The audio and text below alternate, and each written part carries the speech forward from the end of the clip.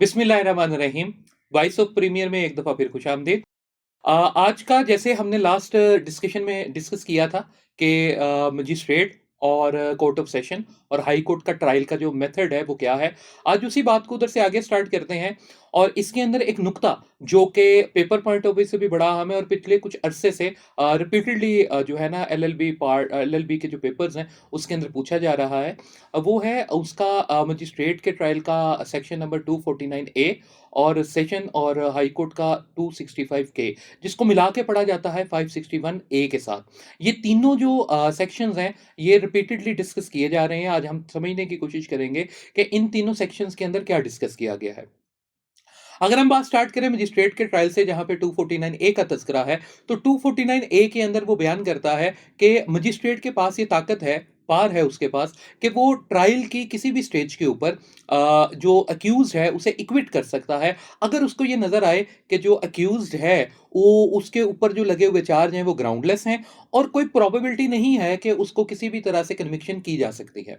लेकिन इसके लिए उसको अक्यूज को भी सुनना पड़ेगा और प्रोसिक्यूटर को भी सुनना पड़ेगा और तमाम की तमाम जो बातें हैं उसको रिटन फॉर्म में रिकॉर्ड के अंदर लेके आना पड़ेगा। और अगर ये सारा काम मजिस्ट्रेट कर लेता है और उसको नजर आ जाता है कि यार ये प्रोबेबिलिटी नहीं है कि ये जिस जो चार्ज उसके ऊपर लगा है इस चार्ज के अंदर उसे किसी भी किस्म की कन्विक्शन की जा सके उस मुजरिम को, उस एक्यूज को, उस मुलजिम को, तो उस ग्राउंड को रिटन फॉर्म में लिख के वो इक्विटल का ऑर्डर कर सकता है।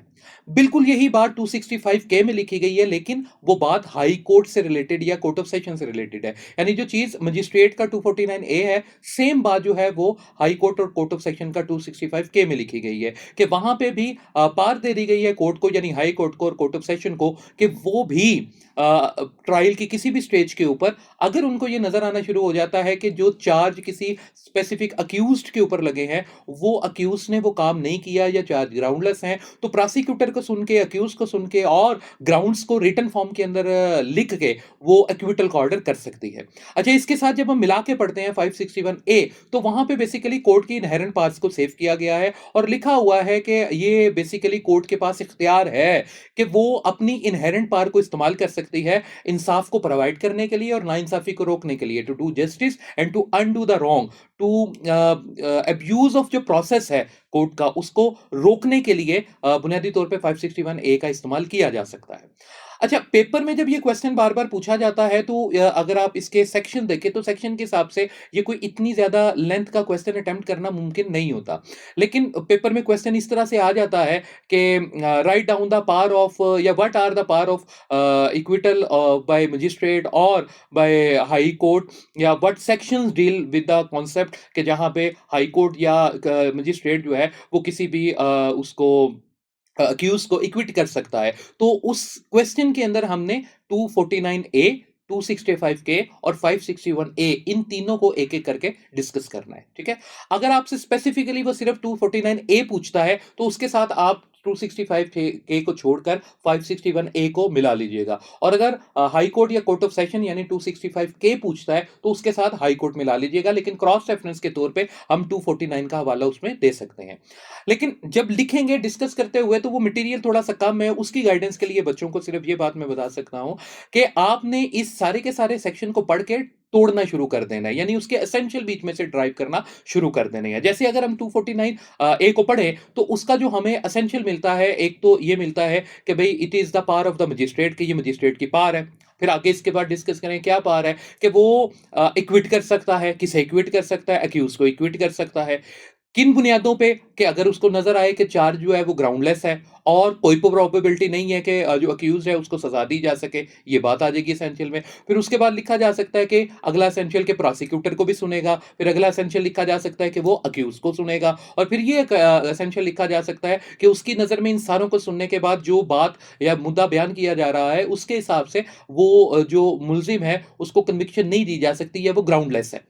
तो इन सारी बातों को बुनियाद बना के जो मजिस्ट्रेट है उसके पास पावर है कि वो एक्विट कर सकता है। अब ये जो सारे का सारा कॉन्सेप्ट है 249 ए हो गया, 265 के हो गया या 561 ए हो गया। तो 249 ए और 265 के अंदर जो कोर्ट है वो सो मोटोली भी ये कर सकती है, यानी अज़ खुद कोर्ट को नज़र आना शुरू हो जाए तब भी ये कर सकती है, और on the application of the party भी कर सकती है। यानी कोई एक पार्टी जो है जिसका कोई एक स्पेसिफिक अक्यूज्ड है उसको बुनियाद बना के उसके लिए एप्लीकेशन दे सकती है कि जनाब देखें ये जो चार्ज है ये इसके खिलाफ प्रूव ही नहीं हो सकता, या कोई ऐसी बात सामने लेके आ जाती है कोर्ट के कि जिससे नजर आना शुरू हो जाता है कि वो काम जो है अक्यूज ने नहीं किया, तो कोर्ट उनकी एप्लीकेशन को एंटरटेन करते हुए भी इक्विटल का ऑर्डर कर सकती है। अच्छा, अब इस सारे बात को अगर किसी एग्जाम्पल से समझने की कोशिश करें तो इसकी एग्जाम्पल दो तीन तरीकों से दी जा सकती है। जहां पे कोई एक अक्यूज है, यहाँ पे नंबर ऑफ अक्यूज ज्यादा है उसके हिसाब से भी दी जा सकती है। पहले समझने की कोशिश करते हैं जहां पे एक अक्यूज है। फर्ज करें किसी जगह पे एक अक्यूज है और उसका ट्रायल चल रहा है हाई कोर्ट के अंदर या सेशन जज साहब के पास, और उसके ऊपर इल्ज़ाम लगता है कि जनाब उस शख्स ने किसी शख्स को जो है वो डंडे मार मार के जो है ना कत्ल कर दिया। ठीक है।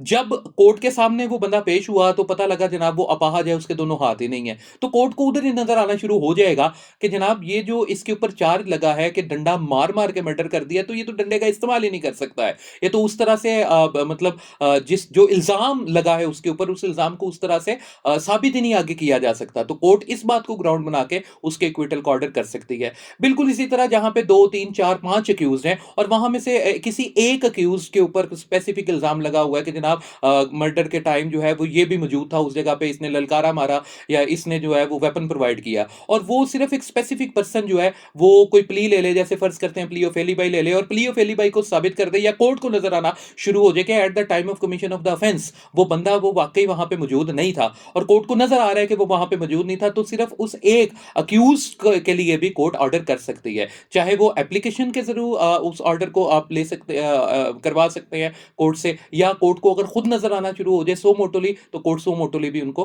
कर सकती है। अब इस क्वेश्चन को अगर आप पेपर में अटेम्प्ट करेंगे तो पेपर में अटेम्प्ट करने का बड़ा सिंपल सा तरीका है। इंट्रोडक्शन लिखेंगे, इंट्रोडक्शन के बाद आप इसकी रेलिवेंट प्रोविजन लिखेंगे, रेलिवेंट प्रोविजन में जो आपसे पूछा गया होगा उसको आप रेलिवेंट प्रोविजन लिख लीजिएगा, और जो दूसरी चीज होगी उस क्रॉस रेफरेंस के तौर पे लिख लेंगे। जैसे अगर आपसे 265 के का पूछा गया है तो वो रेलिवेंट प्रोविजन बन जाएगी, और जो इसका क्लास रेफरेंस हो जाएगा वो 249 ए बन जाएगा।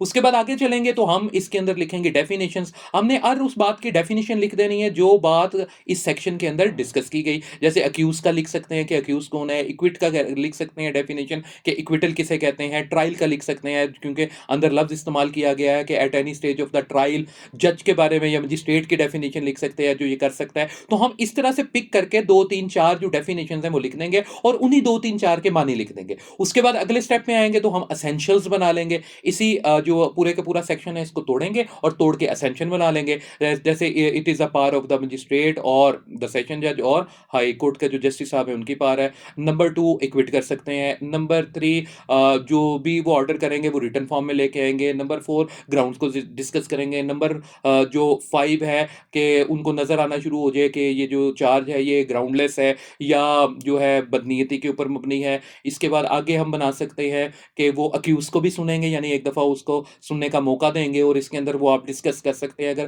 क्वेश्चन को लेंथ देनी है तो आरडी अटरम पाटरम का असूल के हेयर द अदर साइड, जब तक दोनों फ्रीकैन की बात नहीं सुन लेंगे तब तक आपने नहीं करना, और साथ प्रोसिक्यूटर यानी जो इस्तगासा है उसकी बात भी सुनेंगे। तो ये 7 8 हम जो एसेंशियल है वो एक एक करके बना लेंगे। पहले हेडिंग लिखेंगे, फिर थोड़ी सी उसके अंदर तफसील लिखेंगे, फिर उसके बाद जैसे मैंने आपको 2 एग्जांपल दी कि नंबर ऑफ एक्यूज यहाँ पे ज़्यादा है या एक एक्यूज है, तो आप 1 या 2 उसके अंदर एग्जांपल भी पुट कर देंगे, तो इंशाल्लाह हमारी जो क्वेश्चन है उसकी लेंथ जो है वो पेपर पॉइंट ऑफ व्यू के हिसाब से ठीक हो जाएगी। और at the end of the day conclusion लिखेंगे। अब वैसे भी जो सीआरपीसी है इसके अंदर टोटल नंबर ऑफ क्वेश्चन जो आपने अटेम्प्ट करने हैं वो 6 अटेम्प्ट करने हैं, तो इस वजह से हमें जो नंबर ऑफ पेजेस हैं वो 4 पेजेस के ऊपर आपने एक क्वेश्चन जो है वो अटेम्प्ट करना होगा। तो ये अगर आप इससे थोड़ी सी तफसील से लिखेंगे और एसेंशियल अच्छे से बना लेंगे तो इंशाल्लाह जो है ना पेपर वो आपका ठीक हो जाएगा। अब तक के लिए इतना ही। वॉइस ऑफ प्रीमियर के साथ जुड़े रहिएगा। आपका कोई भी क्वेश्चन है, कोई भी क्यूरी है तो आप नीचे कमेंट में हमसे पूछ सकते हैं। इंशाल्लाह नेक्स्ट वीडियो में हम आपका जो भी क्वेश्चन होगा उसका आंसर करेंगे। अस्सलाम वालेकुम।